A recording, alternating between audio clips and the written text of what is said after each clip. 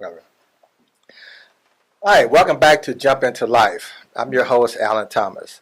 I have an amazing guest, as I do every episode, but this one is very insightful, very deep, has a lot of wisdom. And you may ask, what about? About love, which is the title of this episode. This episode is entitled Purpose-Driven Love. And I have no better person to have on the show than this guest. I will introduce her, but first, let me establish her street cred. As you see, she wrote a book. It's entitled Wisdom Gifts, and she wrote it with Kim Coles, the actress and comedian from A Living Single and other projects. And she wrote a excerpt, and here's the book. And let me just read a couple passages from what my guest wrote. She said, I had to figure out how to move in the world without my life partner. No one thought I could do it. My mom, who was always there for me.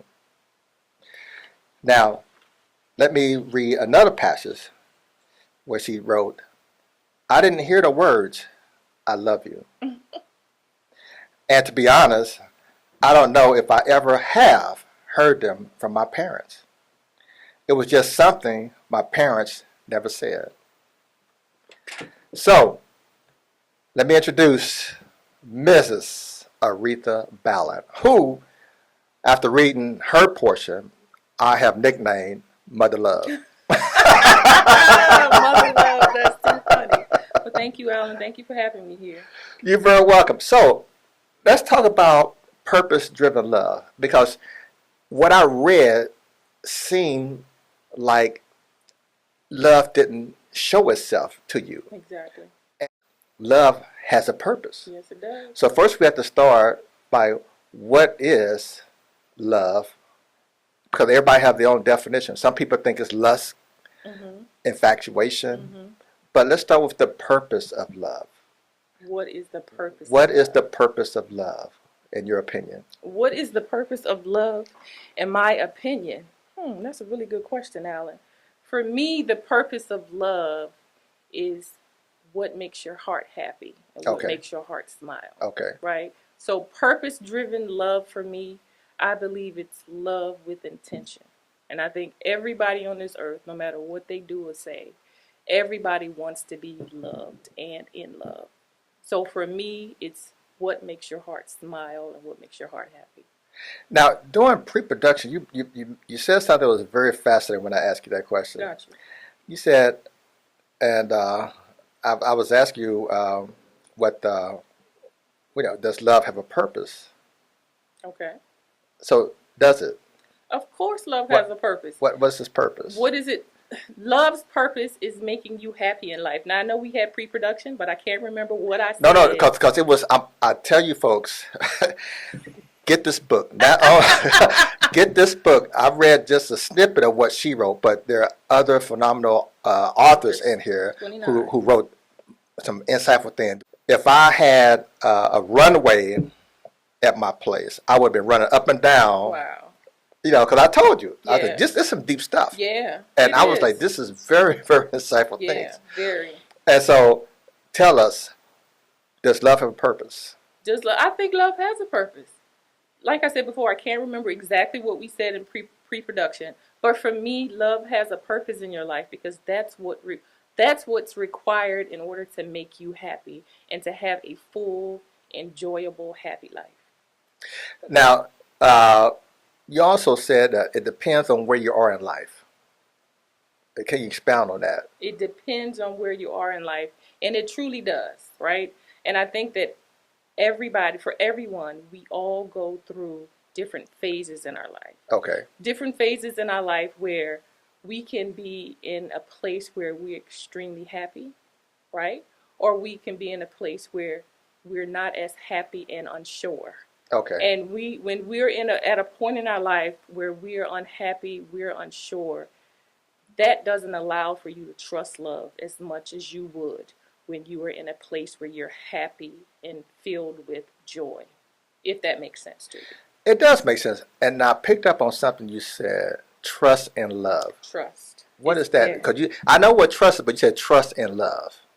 So you put trust and love together. trust and love. I think that you cannot, for me, you cannot love someone fully unless there's trust there.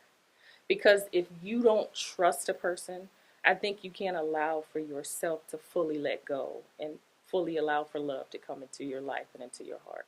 Very important. Now you said fully let go. Fully let go. Fully let go in love. So, and I think a lot of people hold themselves back because of not trusting what they've been through, what they've gone through. And when you don't let go, you can't fully love and let someone into your heart. That's very important. Can you halfway let go? You can. You can halfway. You can halfway let go, but it's not the full love. You won't receive or have that full love in your life. Because when you halfway let go, you're not fully trusting. But what if somebody says, you know, I'm good with what I'm being shown, but they don't know what full love means when they fully let go? So how does someone tell that they're only getting half love and that they actually letting go half the time? Well, I can only give you the experiences that I went through, right? And get the book. Yeah, for me, what was more important than anything was bringing God into the center of everything, Okay. right? So praying, telling God exactly, or praying for exactly what you want, tell him exactly what you want, what you're looking for, and allow for God to be the center. And then once you allow for him to be the center and to lead, then you will definitely know when you are fully in love and when you Okay. are fully engrossed into that situation that you're in. You have to let God lead. So you have to let God in to understand when you are fully experiencing love. Some people who are non-believers may say, you know what, I don't have A relationship. a relationship with God and don't have any spiritual foundation, but I feel fulfilled. Can you be fulfilled in love and not have God centered? You can think that you are. Oh, think. I think that's Okay. just like I said, in my opinion. I think that you can think that you are, and I know for some people aren't religious. Some people aren't, they don't have God in the middle of their life. But what I can say is, why not give God a try, right? You have nothing to lose and everything to gain. And when you put him in the center and let him lead, you will know how, well, you won't know until you allow him to be in the center how great your life and love life can be. Put God in the middle, invite him in, and it could start with something as simple as, for me, like I said, when I became a single parent and a widow, what I would do is, because that's, when I was at that point, had a problem with trusting God, right? Not sure if I could even be in another relationship or be in love again. But it started with me just having a simple conversation with him on my way to work every day, at night when I was in my room by myself. And when I fully let him in, things just changed in an amazing way. So what I think I heard you say Okay. to those people who are not religious or don't have Yes. God centered in their relationship is that although you may believe that you have a full experience of love, if you let God in and make him the center of your relationship, you will have even more of that. Amazing. Yes. Amazing. Amazing love. And possibly realize that you really didn't have a full Yes. experience in love. Yes. God changes circumstances. Yeah. Definitely, Alan. Okay. Well put. That's deep. It It's came from you. true. It's deep. It's true. It's true. It makes all of the difference in the world. Yeah. And so you also said, when I asked you about love having a purpose, you also said that it helps you understand who you are. It does help you. I found that interesting. Because I think I know who I am. You think you know who you are. I think. Here's that think word again. Mm-hmm. What you about to tell me, Yeah. I don't know. But it does. It does help you, because a lot of people walk around every day and they are unsure about who they truly are. Okay. Right? I think everybody does. Right? Everybody has that doubt. But yeah, when you allow for, that love to kind of come into your life, it helps you really define who you truly, truly are. And sometimes that takes a really long time to figure out. A lot of people don't even realize that they're kind of lost when it comes to knowing who they truly are. And finding yourself is really important. Like I said, it can also change your life and change your world. What if you have somebody out there who's saying, because listen, you know who you are. There's people out there who are doubters. Yeah. They said, I know who I am. How do they know that they don't know who they are? God in the center. He will always reveal to you who you truly are. Ooh, okay. Do you have love in your life? Are you the type of person who is not afraid to love and give love, to receive love and to give love? So, for me, it took me allowing God to be the center of my life to really to figure out who I really am as a person. So let's speak to fear of love. Fear of love. We talked about the purpose of love. Yes. Let's talk about the fear of love. Fear of love. How does someone become fearful of such a beautiful thing? Because of what they've been through, because of what they've seen. They could have seen, bad relationships with their parents or people who were close to them, or they could have been in relationships that didn't work out the way that they wanted it to. So they guard their heart. So they enter if they enter relationships at all, when they enter a relationship, it's always fear-based.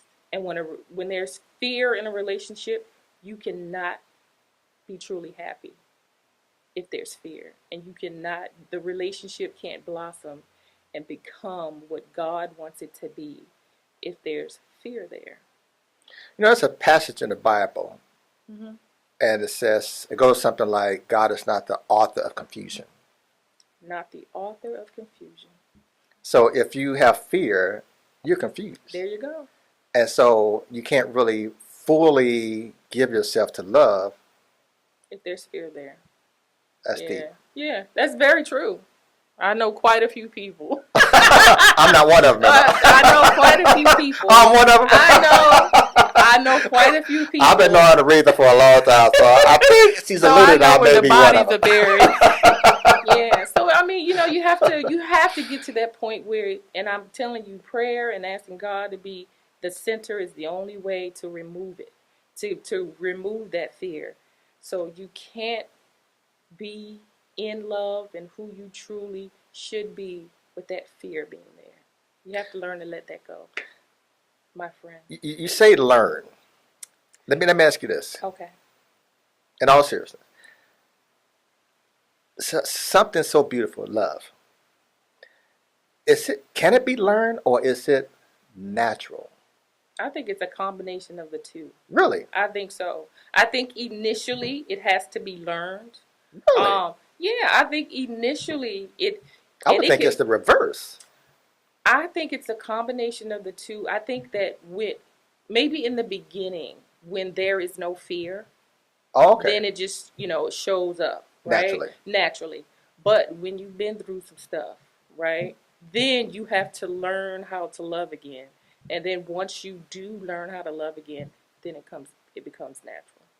Okay. Again. Which one is more powerful or substantive?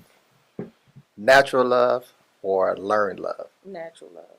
Natural love is that good. Why? Because when you have that natural love, it just happens and there's no fear there. You know what I mean? Mm-hmm. But yeah. But the learned love, that's a more, difficult one. Because of the fear that kind of forced you into, learning to love again. If that makes sense. It does. It does make sense. Which brings me to my next question. Okay.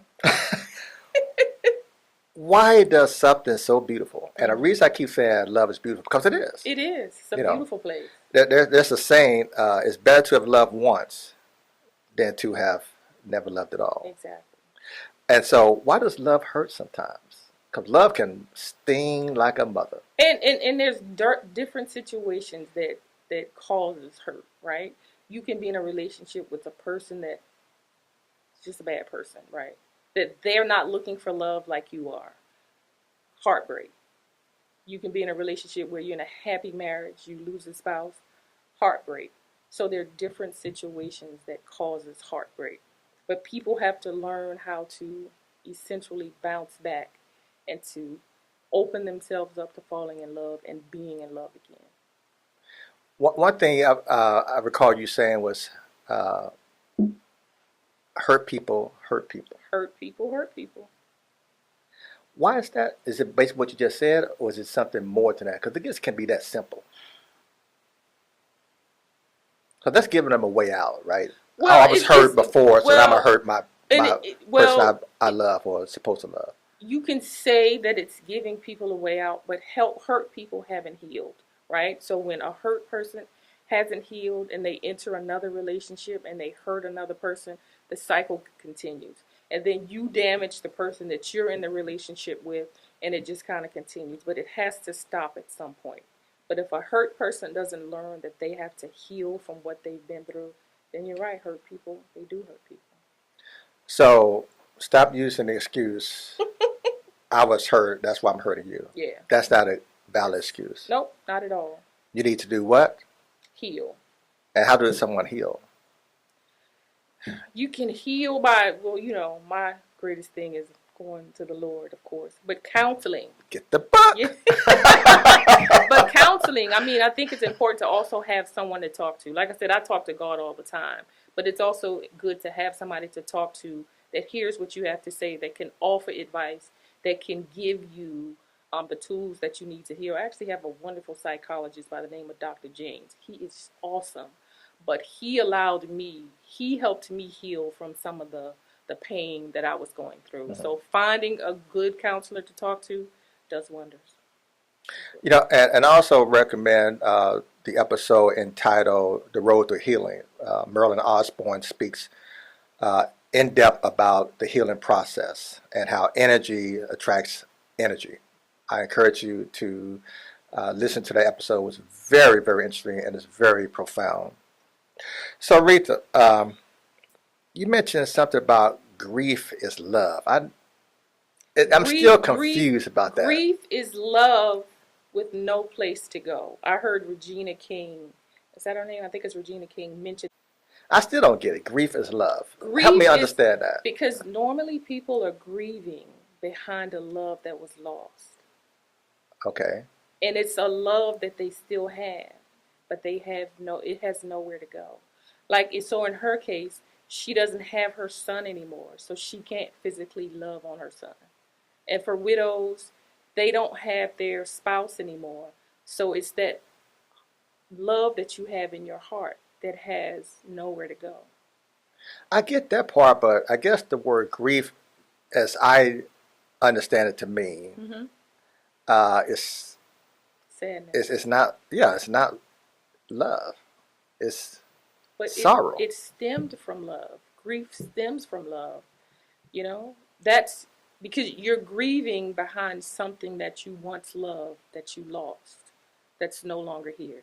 Like you wouldn't suffer from grief unless you lost some sort of love. Like you wouldn't be grieving under normal circumstances. You're grieving behind a love that you've lost. I'm telling you, that's a really powerful. Ask anybody who's grieving or who's lost someone. I've grieved, and yeah. Yeah. But I when you put those two words together in the same sentence, grief is love. It made me sit back and think, like, how does that go together? Grief is love that love can't move to where it wants to go. It can't move to what it's lost because it's gone. Where should that love go? Because you say it has nowhere to go. It has to go somewhere. For me, it just took time to heal. I had to kind of look at the world differently and had to figure out how to focus on being happy again. So I think it just takes time to find happiness again in whatever forms, that is. But yeah, it just takes time to find love and happiness again. So with this unchanneled love, where should people channel it? You channeled yours through what you just said, but and there's different things. I mean, you can become more involved in your community. You can become more involved with church activities. You can start your own, I don't know, organization group trying to help other people to heal. And for me too, I have a daughter and son, so I focused a lot on my kids, which I don't know if that's a good thing or a bad thing. Because Well, I would think it'd make you a good mother. it makes you a good mother, but I think sometimes you can lose yourself. So I think that when you're grieving, one of the most important things to do is try to find the right tools to help you heal. Counseling, like I said, would recommend that all day. But no, it does make you a good mother, but sometimes I think you can overdo it by trying to find that happiness through someone else again. And you really have to heal, within Yeah. to become a happy person again and a whole person again. I think I get what you said since we kind of flushed things out about grief is love, because I'm reminded of one of my aunts. Gotcha. She lost her son, her oldest child. It was I met him once or twice. I was very, very young, and she's in her 90s, still going strong. And so, this is during the AIDS epidemic, so he died of AIDS, and so she channeled that grief into joining different age-related causes and things like that, and she went all in. Yeah, you need an outlet. She channeled that love. Yeah. So now I get what you said. Yeah. That love has to be channeled. Exactly. Yeah, so she channeled it that way, and she made a significant impact Yeah. on the people lives that she interacted with. It. Yeah. And I'm sure that helped her heal. It did. It did. Heart. She talks about it all the time. Yep. Yeah. Yep. In fact, I was going to have on one of my episodes to talk about how to channel grief, because I was amazed how she used her grief and channeled it to help others. Yep. So grief is love. Grief is love. Grief is love. Yes. It's a passage in the Bible, 1 Corinthians 13, 4 through 9, that speaks to what you just said about channeling love and how difficult love can be, and how in tune we should be, and to accept it and not be fearful. Exactly. If I may, I can read the passage. Of course. It says, love is patient. Yes. It has to be. It has to be. Love is kind. Yes. It does not envy. It does not boast. It is not proud. Very true. It does not dishonor others. Yes. It is not self-seeking. It is not easily angered. It keeps no record of wrongs. There you go. That's all important. Oh, we about to run down this road. We about to have church. Exactly. It does not keep score. Love does not delight in evil, but rejoices with the truth. Yes. And you mentioned truth. We've got to be honest with ourselves and not be fearful of love. Yes. It always protects. Yes. Always trusts. You mentioned trust. Trust. Always hopes. Yes. Always preserves. And love never fails. Never fails. It'll get you through. That's powerful. Yeah, that's very powerful. That's very, powerful. very, very good. Look, I mentioned most of those things. That's why I mentioned. Yes, awesome. And for those who don't know God and want to know God, we're all are vessels. Yes. And this is my book. I encourage you to purchase it on Amazon. It's called The Vessel. You are more than you think. All it takes is faith. And it's a powerful book. And Aretha, go ahead and tell folks how they can get your book. My book can be purchased on my website, and it's mysacredtemplellc.com. So that's how they can reach out and purchase the book. And the gifts, did you want me to mention that really quickly? Stands for gratitude, intention, forgiveness, triumph, and self-love. And my chapter is on triumph. Okay. So very good read. Very good read by 29 amazing authors. How did the book come about? For me, this was something that I always wanted to do. I've always wanted to reach back and to help those who have lost a loved one kind of heal. Just show them that you're here now, but this is where you can end up, right? You can still find happiness and love and peace and joy no matter what you're going through. And this opportunity just fell into my lap. So God knew what was in my heart. Met Kim Cole through one of the Facebook group that I was on, and the opportunity just fell into my lap. Okay. Yeah. So great thing. Goes back to the vessel. There you go. Vessel. God is using me, so I let him do it. Yes. Yes. Yes. So, based on what I just read in 1 Corinthians, can you? So, to me, that describes perfect love. Perfect love. I mean, that's a lot of characteristics. It's so true And necessary. and necessary. So, can you, in your opinion, if you yourself are receiving or giving 3/4 of That's those, not enough. that's not enough. That's not enough. Yeah, you can think you have love, but it's not that good love. Like Anita Baker once said, listen to that song on your way home. But yeah, but it's good love. That right there establishes good love. I mean, is it hard to get someone or to give all of that? I mean, that's a lot. That's a lot. I really don't think that it is. I think a lot of people don't give it all. Okay. But when you do, it's life changing. That's what everybody's in search of. You may look at that list and say, man, this is too much. That's because you're not doing it and you haven't done it. But you should aspire to do it all. I read that list. I was like, oh no. I'm being honest. I know. But it's really, really true. So praying to God, He can make it all happen for you. Because I don't know. I mean, I don't want people to think I'm a loveless person. Don't have no feelings or emotion. But I do have empathy. But when I read that list, that's a lot. I don't. And for the people I've dated and one person I could think of. That was a good. She knows who she is. Yeah, is that the good one? And you know what? For men, we always screw it up.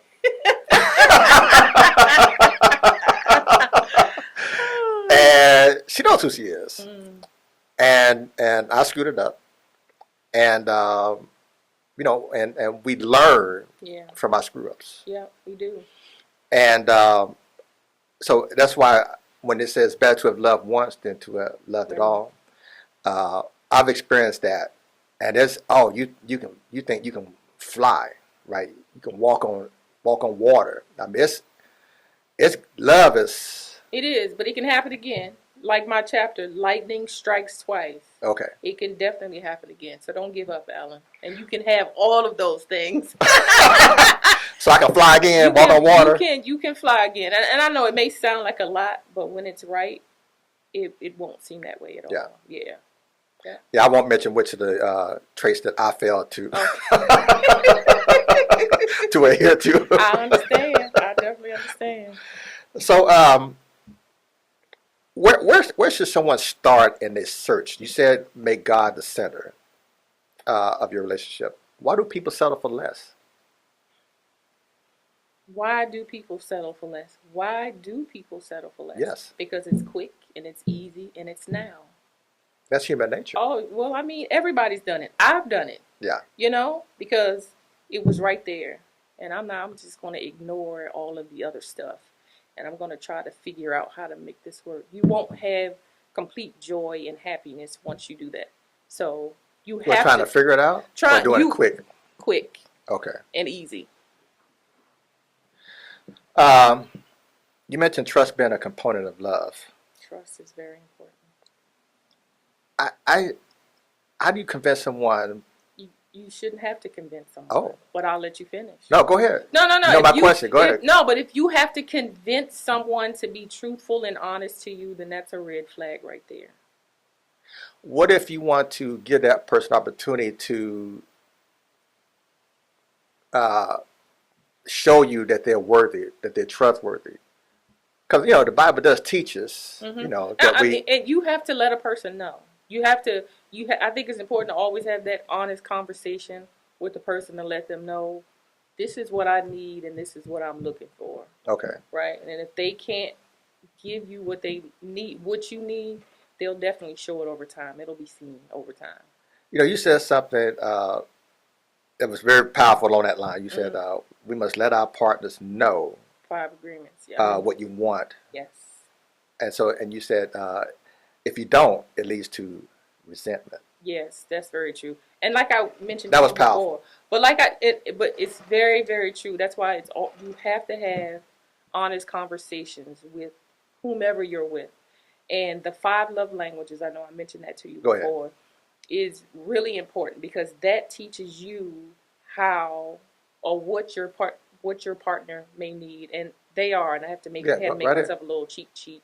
But words of affirmation, acts of service, grief, gifts. I'm sorry, grief, gifts, quality time, and physical touch. Right. So there's quite a few books that are So you break can down Google. each one. Start with the first one. What is, and Words elaborate on of each one. words of affirmation is you may have a partner who just needs to hear those words from you, like I love you, how important you are. When it comes to physical touch, that's what my husband physical touch. Oh man, like He physical touch. there you would. Oh, he likes I don't know one man that doesn't. he likes to be touched Yeah. all day, and that's just you have a partner who likes to be touched. Quality time, you have a partner who wants to spend time with you.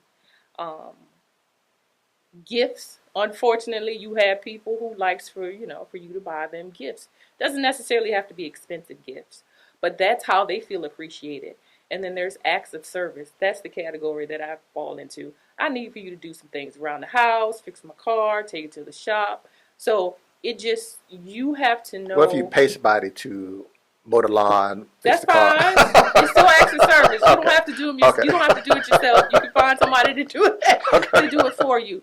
But once you kind of figure out what makes your partner tick, that makes your relationship even stronger and better. And they actually have a little test online and in the book itself that can tell you which category you fall into. You know, I was led to that test. I forgot how I got there. Uh-huh. Did you take it? I took the test. Okay, and what category did you fall? Physical touch? I'll tell you after the show. Okay. But no, it's really good. In the beginning, you could kind of feel like, oh, this is not really true. But no, it's really, really good. It was effective. I mean, it was right on point. Very It was right on point. Yeah, yeah. So, I was shocked because yeah. most tests you take, you're like, but it was. I had a girlfriend of mine, Katrina. She actually led me, I believe, to this, and it was very, very good. Right on point. Right on point. Just do some stuff for me, and Yeah. I'm happy. Yeah. You know. So yeah, very good. Yep. And then you mentioned the 4 agreements. Talk about 4 agreements and how that came about. I think that you would ask me a question if it was easier to forgive or to love. I can't remember what question that you had asked, but for me, I had my godmother. She told me how important it was to forgive people in order to go to heaven, right? And I think that sometimes you can be so angry at a person, or a person can do whatever to you, and you're like, okay, there's no way I can ever forgive this person for what they've done. But if we were forgiven, how can we not forgive someone else? So I was led to this book, The 4 Agreements by Don Ruiz, when I was in the Kim Coles group, and it talks about, very good book though, but the 4 agreements. One is be impeccable with your word, power in the tongue. Speak powerful, great words. Don't take things personally. That's the one that affected me. Always do your best and don't make assumptions. So when I read the chapter on don't take anything personally, that's very difficult, right? Yeah. Because how can you not take things personally when someone is attacking you? Yeah, it's human nature. Human nature, right? Someone who's been doing it for years and years and years, like, how can you not take that personally?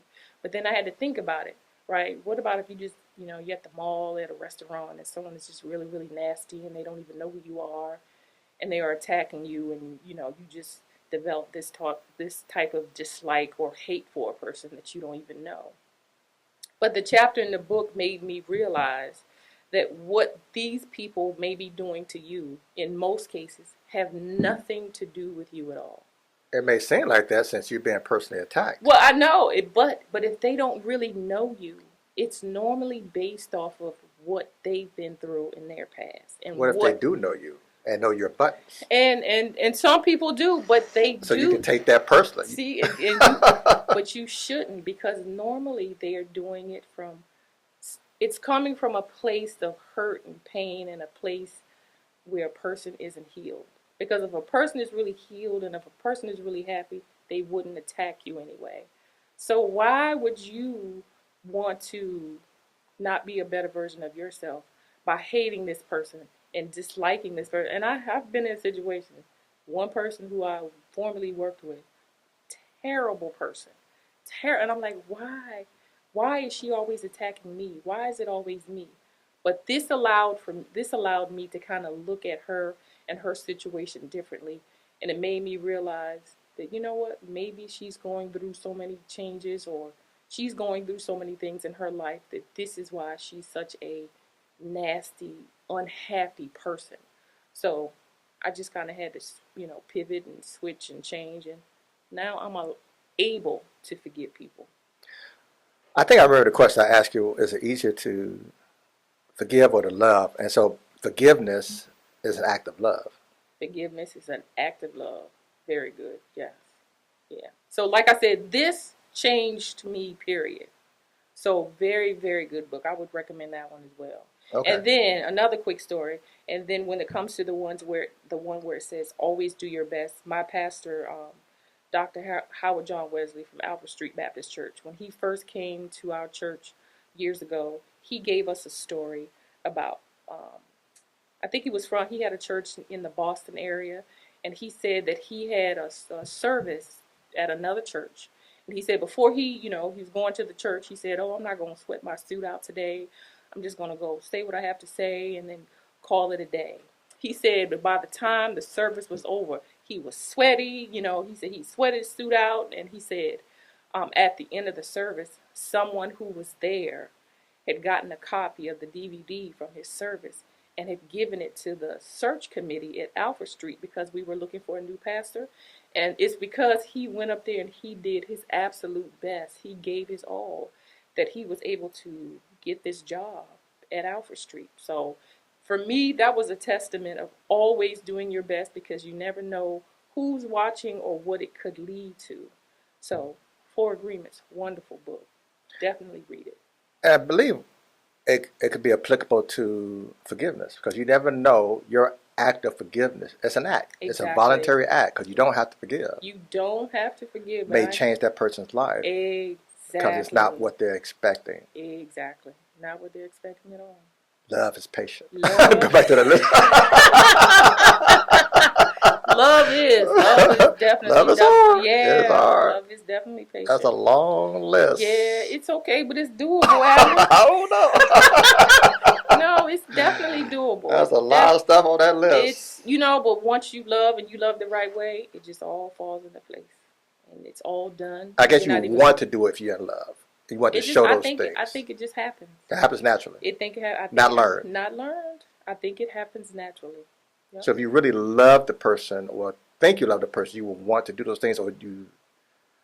I think you would want to do those things, But that's learned, right? You're trying to learn how to do those things to make them happy. When they come naturally without thought, then they just happen. That's when you know you're in love. That's when you know you're in love. Okay, without thought. Without thought. But I think for people, like I said, been in bad relationships and they're a little hesitant and they're like, oh, like you said, I have to, all of these, then that's when it's learned. I didn't say it like that.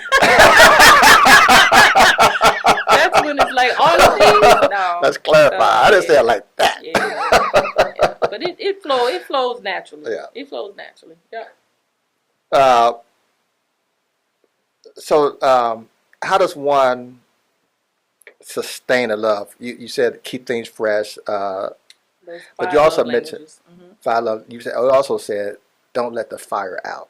I found that seemed to be so simple to do, but a lot of people they let the fire out. Yeah, they get complacent. They get complacent. They get lazy. How do you keep from not doing that? Because you still have to make it fun. You still have to make it enjoyable. You still have to do things that your partner enjoys and loves to do. So it's just don't get lazy. What was something like they want to go and I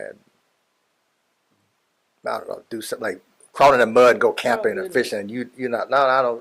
I'm not. Sometimes you're gonna have to crawl in the mud. You don't have to do it all the time. Yeah. But sometimes you just have to do With a it smile on your face. with a smile on your face because it's easy. Yeah, I don't but think you I have can. to. You have to do things that your partner enjoys, and vice versa. Okay. Yeah. So that's the key. If they reciprocate, then it's easier to do what they like. Exactly. Okay. So it goes both ways. So how important is reciprocation? It's very important because it can't be one-sided. Okay. Because if it's one-sided, then that's when the resentment comes in, right? And you never want to be in a relationship where there's resentment. So how do you get out of a relationship that is resentful? I mean, we Well, talk about how you get into one. How do you get out of one to find the right one? If it's not a relationship that you should be in, then of course, I think you should first begin by kind of talking to your partner to kind of let them know, okay, this is what I need, but this is what I don't have. Okay. But if you're in a relationship where it doesn't work, it's not working. Don't stay Cut it in loose. it. Cut it loose. Find your happy. Don't go key their car. Don't go key their car. Don't slash their tires. Don't do anything. Don't call their job.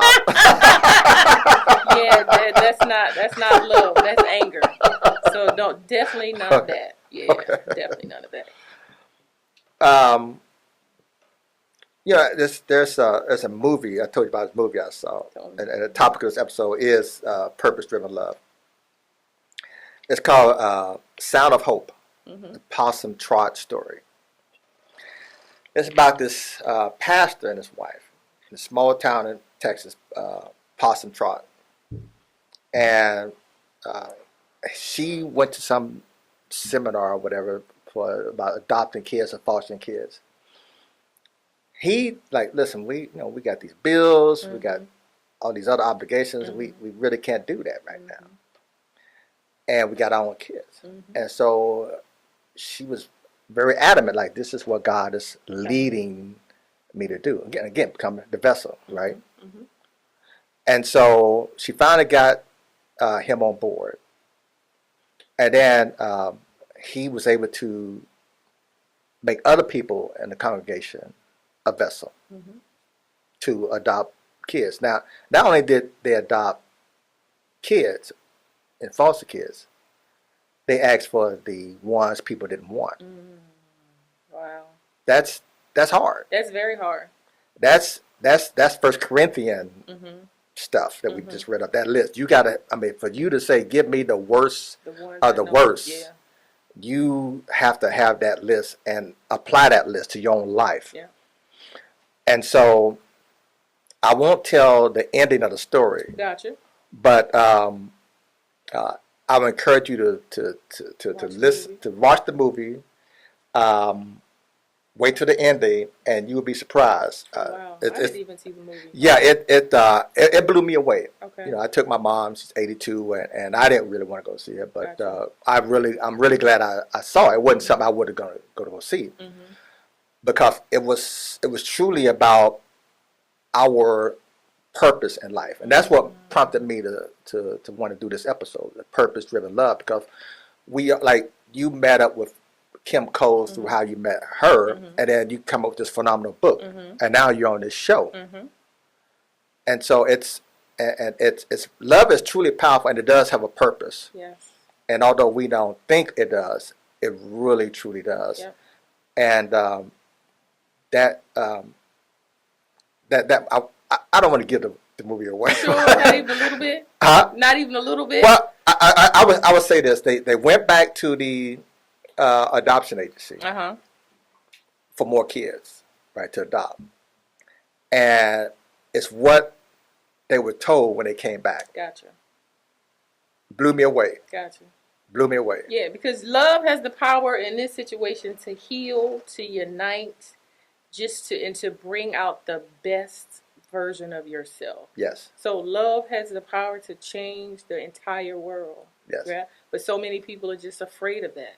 Yes. So when you let go and let that happen, you can change the world just by love. You literally can, and you look at how situations you find yourself in that you really never thought you found yourself in. Exactly. And I made a vow to God that I wasn't going to make this a political show and talk about politics, but I will mention one thing about this election. It's a lot of divisiveness going on, and I'm not from one candidate or the other. But well, well, help me keep my promise. God, I will not. I will but not.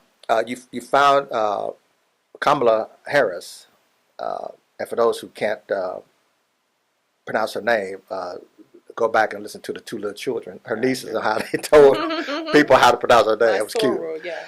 And so for those, and so she found herself in a position. Now I don't know if she's going to win or not, and I'm not saying I'm for her or against her, because again I'm not talking about politics, but you know, she found herself in a situation that she's in. You know, the president says I'm not going to run, and you know, boom, there she is, right where she is.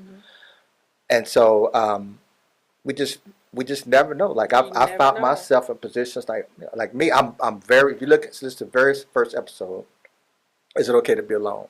My friend known me for a long time, and she knows I'm very private. And for me to start off having a podcast where I'm on camera. And having me here on camera. So I know you never know what situations you're going to be in. Right. And I was led to write this book, The Vessel. Yes. You have to be God's vessel. You just never know. Very true. And I have another podcast. It's called Acts 18:9. You're not too heavy for God. And I recorded that some years ago. You can find it on all the streaming services. It talks about you're not alone. Why does bad things happen to good people? And so again, I didn't know I was going to be a vessel for anybody. And I'm not the perfect person. Exactly. None of us are. None of us are. And so I'm glad you were able to come on the show to talk about purpose-driven love, because it's what we do for others that counts, that matters. Yes, I agree. I totally agree. So tell me about, I asked you about, are there different levels of love? Types of love. Types of love. There are different types of love. And you mentioned what they are. Go ahead and tell. Well, for me, I can't remember what we discussed earlier, but of course there's different types of love, right?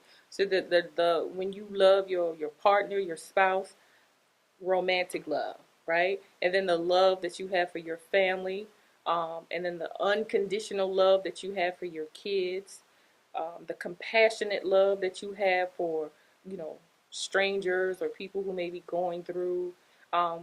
So there's definitely different types of love. And then for me, that relationship, romantic love, I call that good love. Good love, okay. Oh, good love. Good love. Like I said, good love, like that Anita Baker song. And you should listen to it because everybody wants that. I know, I'm very familiar with the song. I do, yeah. So everybody's in search of that, and everybody deserves that. Okay. Good love that makes you just, So, we'll read another portion of the Bible, John 15, 9 through 12. And God talks about his command for us. Okay. As the Father has loved me, so I loved you. Now, remain in my love. If you keep my commands, you will remain in my love, just as I have kept my Father's commands and remain in his love. I have told you this so that my joy may be in you and that your joy may be complete. Talk about the fullness. The fullness of love. My command is this: love each other as I have loved you. Amen.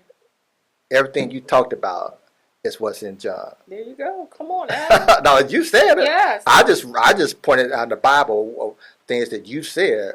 It's all spiritually based. Spiritually based. And now I see why you say make God the center of your relationship. Make him the center, yes. And you can't go wrong. You can't go wrong. You can't go wrong. So it appears that loving each other will produce joy, complete joy. Complete joy. And in turn, for love. Yes. In a term for love? No, in turn, for love. Yes. No halfway, no three quarters. No halfway. You have to go all in. All in. You have to go all in. You have to go all in. So, Aretha, I want to thank you for coming on the show. Thank you, Alan. I appreciate it. No closing thoughts. I appreciate you having me here. And love makes the world go round. All right. Yeah, it does. It does. Right. It's just that simple.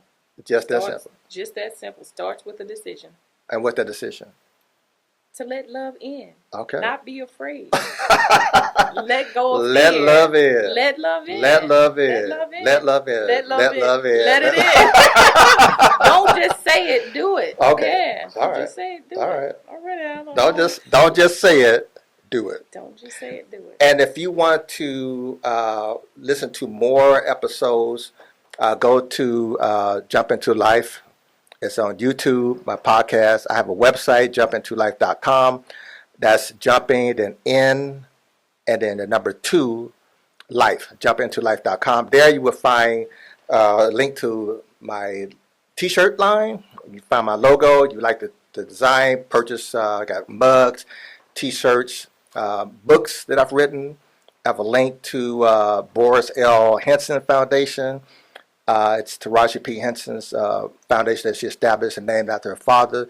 Type in your zip code wherever you live in the United States. It will lead you to mental health resources in your community. It's a very good tool, and I encourage you to use it. And again, I want to thank Ms. Ballen for coming on the show. I want to thank you for listening, and I encourage you to listen to other episodes of this podcast. You will find them equally impactful and profound. Thanks. Thank you.